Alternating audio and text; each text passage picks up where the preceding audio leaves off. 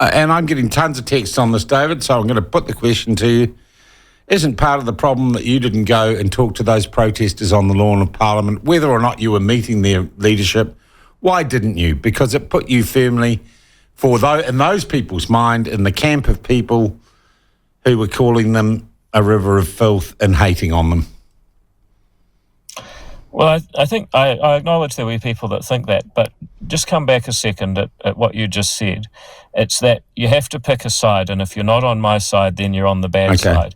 That's the kind of thinking that we're actually... Why didn't you just go down to Parliament and walk amongst those people and just talk to them on the ground, David?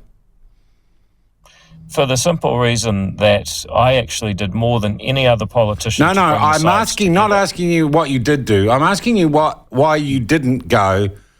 And I did. I went down there, and I supposedly it was a risk because I was a journalist. Why didn't you just go down and have a talk to the people that were there? For the very simple reason that the conditions that everybody agreed were reasonable never got met. And who agreed they were reasonable? Everybody in Wellington. No, I didn't. I never got asked if any conditions were reasonable. It was everyone, and don't equate, David, Wellington with the Beehive or with Parliament or with Trevor Mallard. Well, I'm certainly not referring to them. I think if you ask people, was it reasonable that the streets should be clear so that businesses could operate? So you're telling us you decided that you weren't going to talk. Just go for a walk and ask people why they're there. Why didn't you do that? Winston Peters could do it. Well, it's pretty simple, Sean. My standard that actually all other parties adopted after criticising me for it was you got to let small business owners operate. You got to stop the threats, which were serious and were real. They were from a tiny percentage of people, but they were real. And stop what threats? What are we talking about here? What are we talking about here when you say threats? Well documented plans to kidnap politicians and hold show trials. I mean, I'm sorry, Sean, but some of that is indefensible. And so when real credible plans. They held mock trials on at a later protest, David. Were there credible plans? Do you know of credible plans by the anti-vax movement or the people protesting the mandates on the front lawn of Parliament?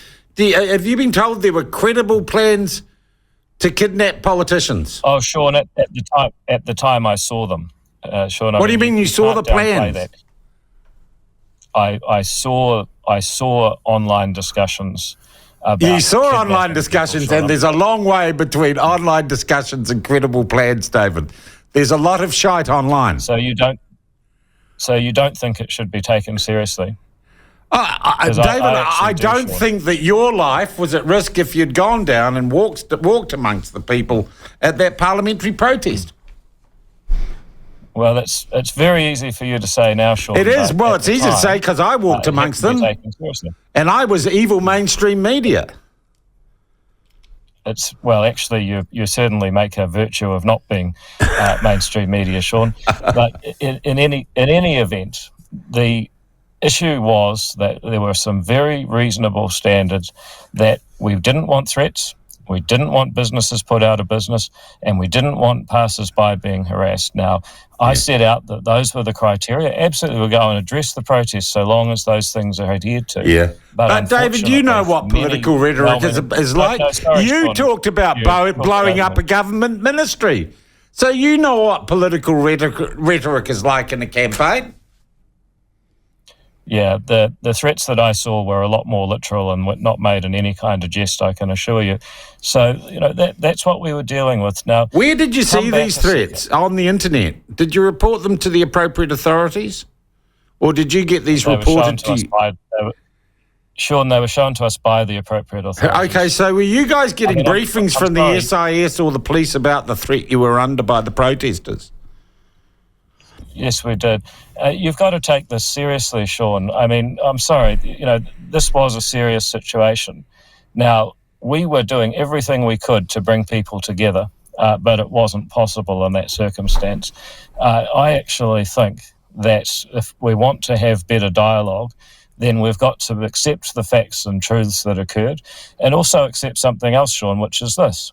While it was a tiny, tiny minority of people that ruined it for everybody. There were a lot of very reasonable people that felt they'd been pushed out of society and pushed out of their jobs. That it would have been good to talk to. Those people were let down by a tiny minority. Now, you can try and blame me for that, but in actual fact, it is a tiny minority of people within that protest that let everyone else down. That made it difficult to have an honest, healthy debate.